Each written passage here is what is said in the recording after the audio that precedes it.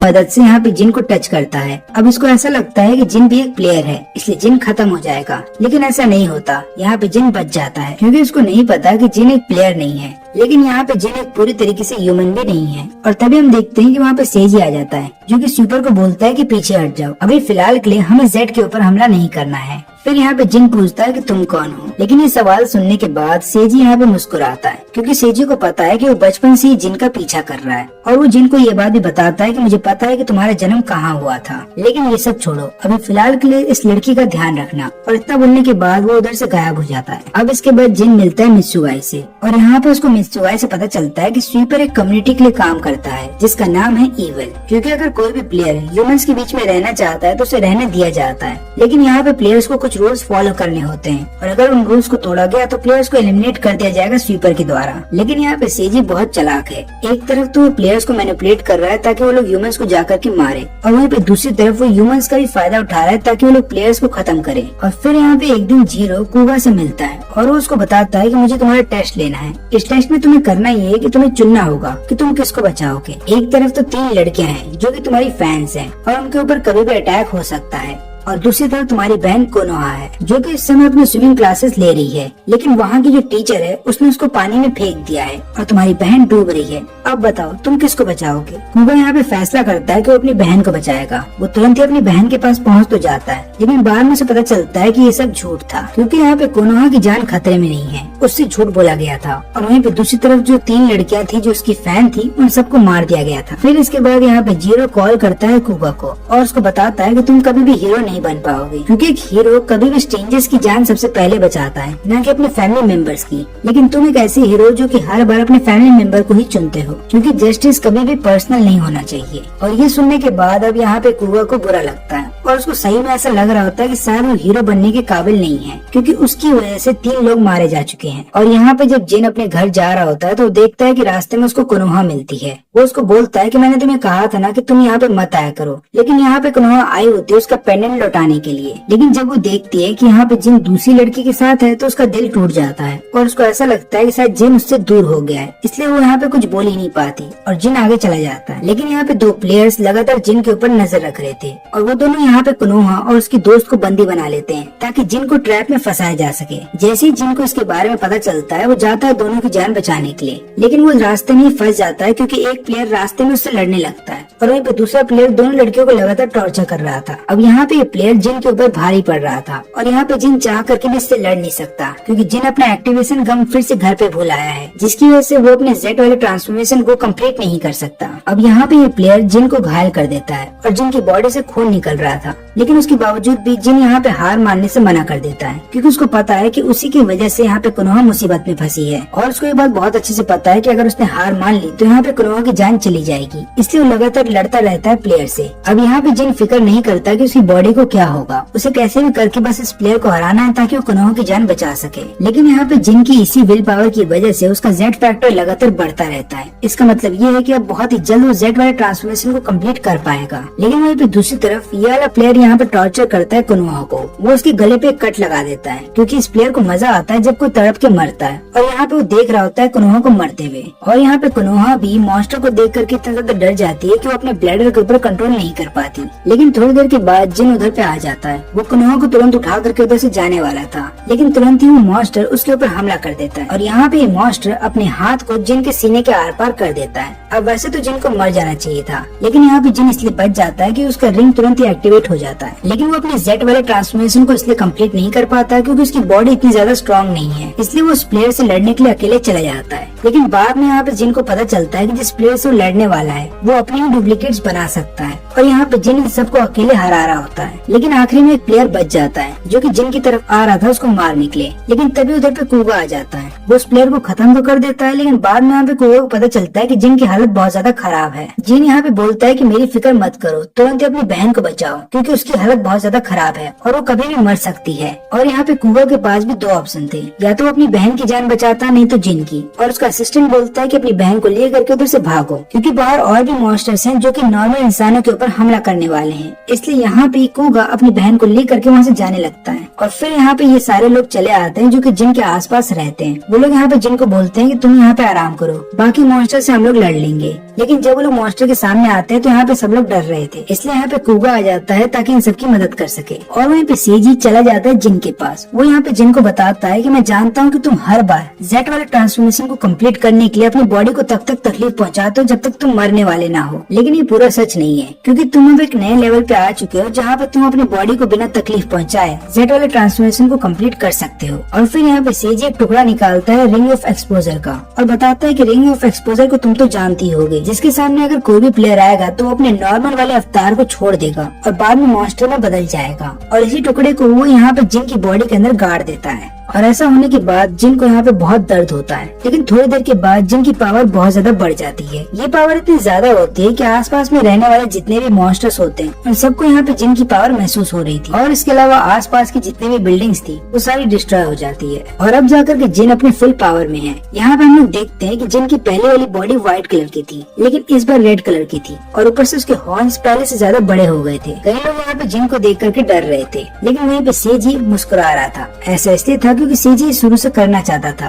वो यहाँ पे जिन को उसकी फुल पावर देना चाहता था और उसने ऐसा कर भी दिया। यहाँ तक कि जिन की रफ्तार भी इतनी ज्यादा बढ़ गई थी कि उसे कैमरे से ट्रैक करना भी मुश्किल हो रहा था। और ऊपर से उसके हाथ में जो रिंग थी उसकी वजह से यहाँ पे जितने भी प्लेयर्स होते हैं वो अपने मॉन्स्टर वाले फॉर्म में आ जाते हैं। यहाँ पे प्लेयर्स ह्यूमन वाले फॉर्म में आने की कोशिश तो करते हैं, लेकिन वो ऐसा कर नहीं पाते, क्योंकि यहाँ पे जो रिंग होती है उसकी लाइट की वजह से हर कोई अपने असली रूप में ही आ रहा था। यहाँ पे जिनकी पावर इतनी ज्यादा बढ़ गई थी कि वो बहुत ही आराम से हर एक मॉन्स्टर को खत्म कर रहा था। और यहाँ पे जब इस मॉन्स्टर से वो लड़ रहा होता है तब वो देखता है कि वहाँ पे सेजी भी है। अब यहाँ पे लेकिन सेजी को देखने के बाद ये मॉन्स्टर बोलता है कि ये काम हमने तुम्हारे बोलने पे ही किया था। तुमने बोला था कि जिन के ऊपर हमला करो और हमने किया भी। लेकिन यहाँ पे सेजी बताता है कि ये सारा मेरा प्लान था। मैं चाहता था कि तुम लोग जिन के ऊपर हमला करो, जिसकी वजह से यहाँ पे जिन अपने ट्रू पोटेंशियल को जान सके। और तुम देख सकते हो कि जिन कितना ज्यादा पावरफुल बन चुका है। फिर यहाँ पे जिन उस मॉन्स्टर को आराम से खत्म कर देता है। लेकिन फिर इसके बाद हम लोग देखते हैं कि जिन के चेस्ट के अंदर जो ऑर्बिट डाला गया था सेजी के द्वारा वो टूट जाता है, क्योंकि यहाँ पे जिन की बॉडी इतनी सारी पावर को झेल नहीं पाती और वो अपने पुराने वाले अवतार में ही आ जाता है। और वहाँ पे दूसरी तरफ कुगा दूसरे मॉन्स्टर से लड़ रहा होता है। लेकिन यहाँ पे प्रॉब्लम कुगा को ये आ रही थी कि ये मॉन्स्टर अपने ही कई सारे डुप्लीकेट बना सकता है और यही कारण था कि यहाँ पे कुगा इसको मार नहीं पा रहा था। लेकिन फिर वहाँ पे जिन आता है कुगा की मदद करने के लिए और यहाँ पे दोनों मिल करके इस मॉन्स्टर को खत्म कर रहे होते हैं। सबसे पहले तो ये दोनों मिल करके उसके सारे डुप्लीकेट्स को खत्म कर देते हैं और फिर बड़े बड़े मॉन्स्टर को भी मार गिराते हैं। लेकिन फिर यहाँ पे जिन की बॉडी को कुछ होने लगता है और वो अपने नॉर्मल अवतार में आ जाता है। फिर यहाँ पे कुगा जब जिन के पास आता है तो जिन को देख करके समझ जाता है कि इतने समय से इन सभी प्लेयर से लड़ रहा था जिन अकेले ही। और वहीं पे दूसरी तरफ वो केवल सूट पहन करके हीरो बनने की एक्टिंग कर रहा था। और फिर यहाँ पे कुगा रोते हुए जिन से माफी भी मांगता है और उसको बताता है कि मुझे समझ में आ गया है कि हीरो बनना इतना आसान नहीं है। लेकिन अब कुगा के मन में कई सारे सवाल थे।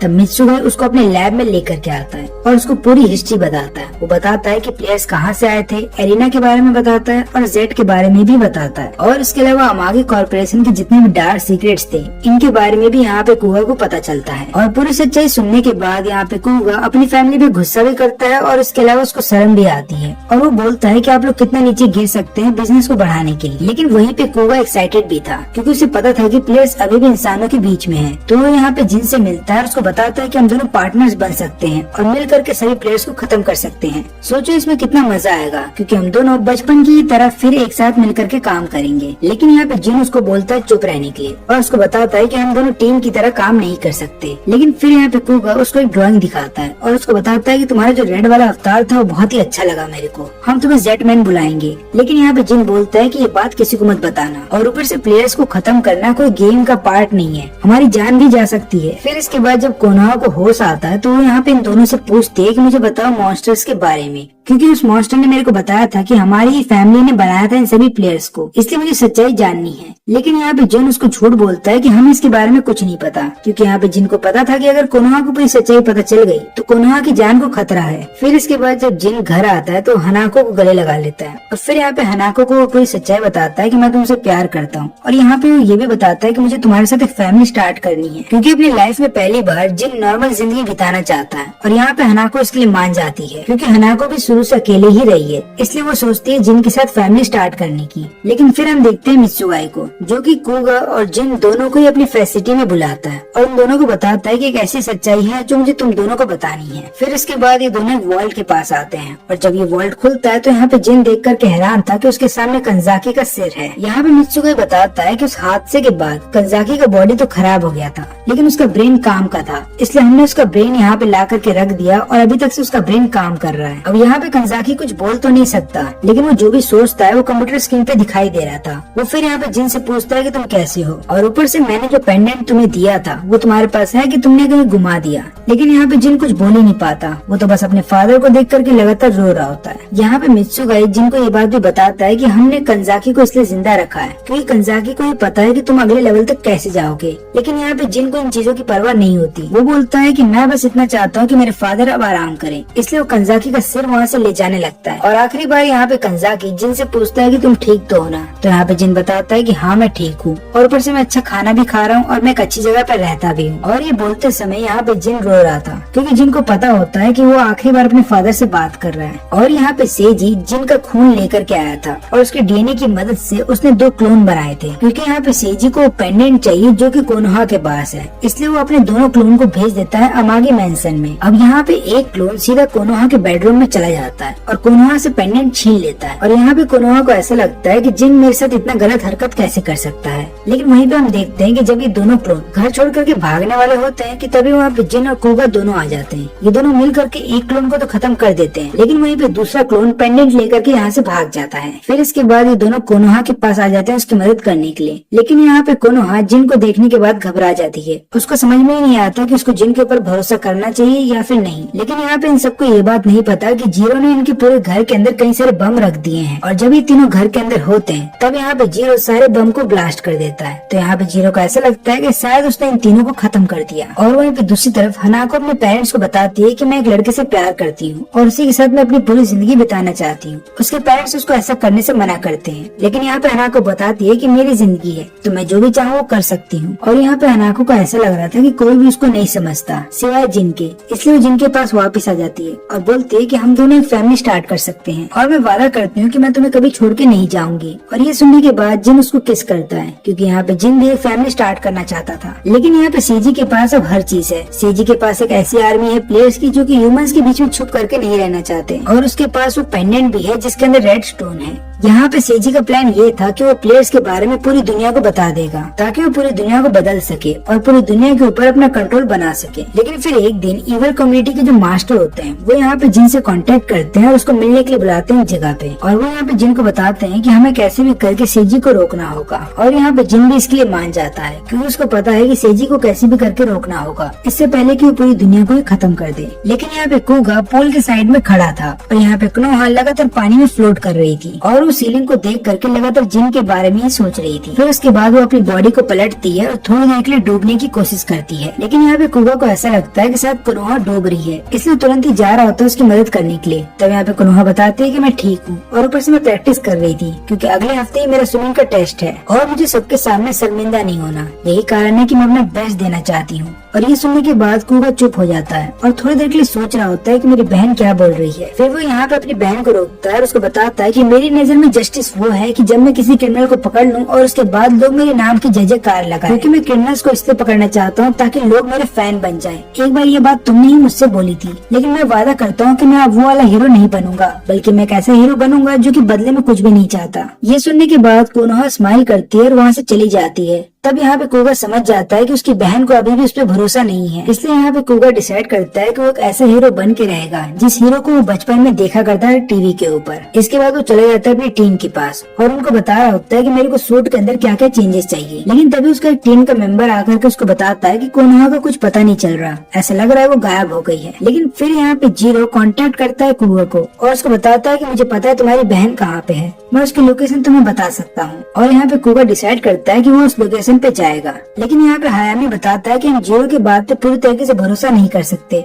हो सकता है वो तुम्हें फंसाने की कोशिश कर रहा हो। कुगा यहाँ पे बताता है कि मेरे को इस चीज के बारे में पता है, लेकिन मुझे कैसे भी करके कोनोहा को ढूंढना होगा और उसके बारे में कोई भी अगर लीड है तो मेरे को वहाँ जाकर के चेक तो करना ही होगा। लेकिन इसके बाद कुगा यहाँ पे जिन को कॉल करता है और सारी बात बता देता है। वो बोलता है कि कोनोहा कहीं गायब हो गई है और मैं उधर जा रहा हूँ जिधर पे वो मिल सकती है। इसके बाद यहाँ पे जिन हनाको को बोलता है कि मुझे किसी काम से बाहर जाना होगा और आने के बाद मैं तुम्हें सारी बात बता दूंगा। लेकिन इधर पे कुगा एक पार्किंग लॉट में आता है क्योंकि यहाँ पे जीरो ने उसको बुलाया था और जब वो जीरो से मिलता है तो यहाँ पे जीरो बताता है कि तुम्हें मेरे साथ चलना होगा, उसके बाद ही मैं तुम्हारी बहन तक तुम्हें पहुँचा पाऊंगा। यहाँ पे कुगा कार में तो बैठ जाता है, लेकिन वहीं पे दूसरी तरफ उसकी टीम लगातार उसको ट्रैक कर रही थी और यहाँ पे उसकी टीम भी पीछा करने लगती है जीरो का। लेकिन यहाँ पे जीरो कार में बैठने के बाद कुगा को बताता है कि मुझे तुम्हारा एक टेस्ट लेना है। लेकिन यहाँ पे कुगा कोई टेस्ट नहीं देने वाला था, वो बोलता है कि मुझे बस मेरी बहन चाहिए। और जैसे ही गाड़ी रेड सिग्नल पे रुकती है यहाँ पे जीरो तुरंत ही उसके चेहरे पे एक स्प्रे मार देता है, जिसके बाद यहाँ पे कुगा को कुछ दिखाई नहीं देता और थोड़ी देर के बाद वो बेहोश हो जाता है। अब यहाँ पे कुगा की टीम का सिग्नल भी लॉस हो रहा था, जिसके बाद वो कुगा को ट्रैक नहीं कर पाते। वो लोग तुरंत यहाँ पे हायामी को बोलते हैं कि सिग्नल का क्या हुआ। लेकिन यहाँ पे हायामी बोलता है कि मुझे थोड़ा सा टाइम दो क्योंकि सिग्नल किसी वजह से जैम हो रहा है। लेकिन असल बात तो ये थी कि हायामी ने जानबूझ करके सिग्नल को वीक किया था क्योंकि वो नहीं चाहता था कि कोई भी यहाँ पे कुगा को ट्रैक करे। यहाँ पे जब कुगा की आंख खुलती है तो उसका सिर थोड़ा सा दुखता है। फिर कुगा देखता है कि किसी ने माइक्रोफोन उसके कान में लगा दिया है और ऊपर से एक हथियार भी है उसके पास। फिर यहाँ पे जीरो उसके माइक्रोफोन से उससे बात करता है और उसको बताता है कि तुम्हारा नया टेस्ट यहीं पे होने वाला है और मैंने ही वो वेपन तुम्हें दिया है। लेकिन याद रहे कि यहाँ पे कोई भी सिग्नल नहीं है, इसलिए तुम किसी को भी अपनी मदद के लिए नहीं बुला पाओगे और तुम्हें ये टेस्ट अकेले ही देना होगा। इसके बाद कुगा रूम से बाहर आ जाता है कॉरिडोर में और वो दूसरे रूम में चला जाता है। यहाँ पे वो देखता है कि चारों तरफ केवल लड़कियां हैं और वो अपना वेपन छुपा देता है। और फिर यहाँ पे जीरो बताता है कि मैंने इन सभी लड़कियों को किडनैप किया था क्योंकि ये सारी तुम्हारी फैंस हैं, लेकिन इन्हें नहीं पता कि किडनैप हो गई हैं।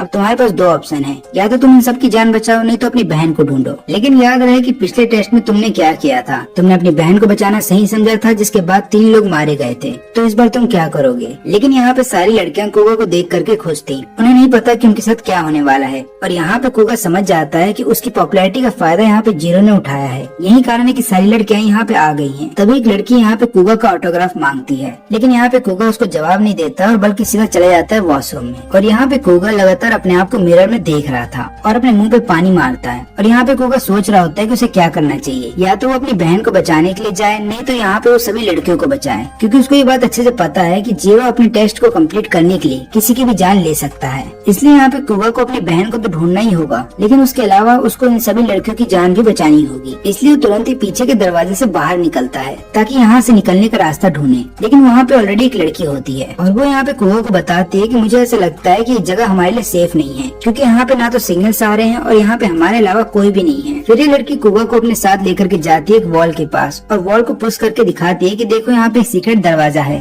हम दोनों यहाँ से बच करके भाग सकते हैं। लेकिन यहाँ पे फिर कुगा को याद आता है कि कैसे जिन ने उस पूरी फैमिली को बचाया था। इसलिए यहाँ पे कुगा बोलता है कि तुम यहाँ से चली जाओ और जाने के बाद सीधा पुलिस को कांटेक्ट करना ताकि यहाँ पे सभी लड़कियों की जान बच सके। और तब तक मैं जा रहा हूँ सभी लड़कियों के पास ताकि मैं उनको किसी और दरवाजे से बाहर लेकर के जा सकूँ। जैसे यहाँ पे कुगा सभी लड़कियों के पास आता है, वो देखता है कि एक और सीक्रेट रूम यहाँ पे खुल चुका है, लेकिन ये रूम एक बेडरूम था। और यहाँ पे इस बेडरूम को देखने के बाद हर एक लड़की बहुत खुश थी। तभी अचानक से एक लड़की कुगा को बोलती है क्यों ना हम दोनों बेड के ऊपर जाएं, और वो लड़की कुगा से पहले ही बेड पे चली जाती है। और तभी एक सीमेंट का बहुत बड़ा सा ब्लॉक उस बेड के ऊपर आकर के गिरता है, जिसके बाद वो लड़की वहीं पे मर जाती है और उसका खून चारों तरफ फैल जाता है। ये देखने के बाद हर एक लड़की डर गई थी और वो तुरंत ही यहाँ पे भागने की कोशिश करती है। लेकिन यहाँ पे कुगा सबको बताता है कि देखो शांत रहो, क्योंकि हो सकता है यहाँ पे और भी ज्यादा ट्रैप्स हों, जिसके बाद एक एक करके सब मर सकते हैं। लेकिन यहाँ पे सब इतने ज्यादा डरे हुए हैं कि कोई भी कुआ की बात नहीं सुनता। और तभी एक लड़की जो कि उसका ऑटोग्राफ मांग रही थी, वो यहाँ पे कुआ के पास आती है और उसको थप्पड़ मारती है और बताती है कि ये सब तुम्हारी गलती है, क्योंकि अगर तुम्हें पता था कि यहाँ पे हमारी जान जा सकती है तो तुमने हमें पहले क्यों नहीं बताया, और ऊपर से तुमने हमें यहाँ पे बुलाया ही क्यों। लेकिन तभी यहाँ पे जैसे ही दरवाजा खुलता है, सबको अपने सामने एक लिफ्ट दिखाई देती है। तो सब लोग ये सोचते हैं कि हम लोग लिफ्ट के जरिए यहाँ से बाहर निकल जाएंगे। लेकिन जैसे वो लोग कॉरिडोर के अंदर आते हैं, तभी लिफ्ट के दरवाजे बंद हो जाते हैं और यहाँ पे कुआ भी इनके साथ अब फंस जाता है, क्योंकि रूम का दरवाजा भी अब नहीं खुल रहा। लेकिन एक लड़की है जो रूम के अंदर रह जाती है, और ये लड़की जानबूझ करके रूम के अंदर रुकती है, क्योंकि वो कुआ के बिहेवियर को देखने के बाद समझ जाती है कि यहाँ पे कुछ तो गलत है। लेकिन तभी कॉरिडोर में एक रोबोट आ जाता है इनके ऊपर हमला करने के लिए, और यहाँ पे जीरो कुआ को बताता है कि तुम्हारे पास दो ऑप्शन है, या तो तुम भाग करके लिफ्ट के पास चले जाओ ताकि तुम यहाँ से निकल सकते हो, नहीं तो तुम्हें यहाँ पे रुकना होगा सभी लड़कियों की जान बचाने के लिए। अब यहाँ पे कुआ अपने वेपन का इस्तेमाल करता है और तुरंत ही रोबोट के ऊपर हमला करने के लिए चला जाता है। लेकिन यहाँ पे कुआ को अपना ध्यान रखना होगा, क्योंकि रोबोट का केवल एक पंच उसकी जान ले सकता है। कुआ चाहे तो उधर से भाग सकता है, लेकिन उसे इन सभी लड़कियों की जान बचानी है। और यहाँ पे जीरो उसको मॉक करते हुए बोलता है कि तुम कभी भी हीरो नहीं बन पाओगे। और यहाँ पे पता ये चलता है कि कोनोहा अभी हकीमी के घर पे है। यहाँ पे हकीमी उसको बताती है कि अमागी कॉर्पोरेशन के लोग मेरे पास आए थे, उन्होंने मेरे को पैसे दिए थे और बोले थे कि मेरे चेहरे पे से स्कार हटा देंगे, लेकिन मैंने उनके सारे पैसे उन्हें लौटा दिए। लेकिन यहाँ पे कोनोहा उस लेटर को पढ़ रही थी जो कि जिन ने हकीमी को लिखा था, और उस लेटर को पढ़ने के बाद वो बोलती है कि यहाँ पे कुछ तो गड़बड़ है, क्योंकि मैं लगातार जिन से मिली हूँ लेकिन एक बार भी मैंने उसके पेरेंट्स को नहीं देखा। और ये बात सुनने के बाद यहाँ पे हकीमी को भी शक हो रहा होता है जिन के ऊपर। लेकिन वहीं पे शहर में जितने भी स्क्रीन होते हैं उन सबके ऊपर सीजी आ जाता है, और यहाँ पे सीजी सबको बता रहा होता है कि तुम ह्यूमंस नहीं, हम जैसे प्लेयर्स या फिर मॉन्स्टर्स को बनाया, लेकिन उसके बाद तुमने हमें धोखा दिया और हमें अकेले छोड़ दिया मरने के लिए। तो देखा जाए तो तुम लोगों ने बस हमारा इस्तेमाल किया है, इसलिए अब जितने भी प्लेयर्स हैं वो सारी मेरी बात सुने। अब हमें डर के रहने की कोई जरूरत नहीं है, अब हम सब इंसानों के सामने आएंगे और इंसानों को खत्म करेंगे। लेकिन यहाँ पे सभी इंसानों को ऐसा लग रहा होता है कि सेजी यहाँ पे मजाक कर रहा है। लेकिन तभी यहाँ पे एक प्लेयर अपने असली रूप में आ जाता है और तुरंत ही इंसानों के ऊपर हमला कर देता है। और देखते ही देखते जितने भी मॉन्स्टर्स होते हैं जो कि इंसानों के बीच में रह रहे थे नॉर्मल ह्यूमन बन करके, वो अपने असली रूप में आ जाते हैं और इंसानों को खत्म कर रहे थे। लेकिन तभी यहाँ पे जिन तुरंत ही कॉल करता है हकीमी को और उसको बोलता है कि घर पे ही रहना। और यहाँ पे हकीमी की बातों से उसको पता चल जाता है कि कोनोहा भी उसी के साथ है, इसलिए दोनों को ही बोलता है कि घर पे रहना और घर से बाहर बिल्कुल मत निकलना। फिर इसके बाद जिन अपना एक्टिवेशन गम खा लेता है और तुरंत ही बिल्डिंग के ऊपर चला जाता है। और यहाँ पे जीरो एक छोटे से बग के जरिए जिन के ऊपर नजर रख रहा था। इसके अलावा वो लगातार कुआ को भी देख रहा था कि कुआ क्या करेगा। यहाँ पे कुआ लगातार रोबोट से लड़ तो रहा था, लेकिन यहाँ पे रोबोट से लड़ते हुए दो लड़कियां मारी जाती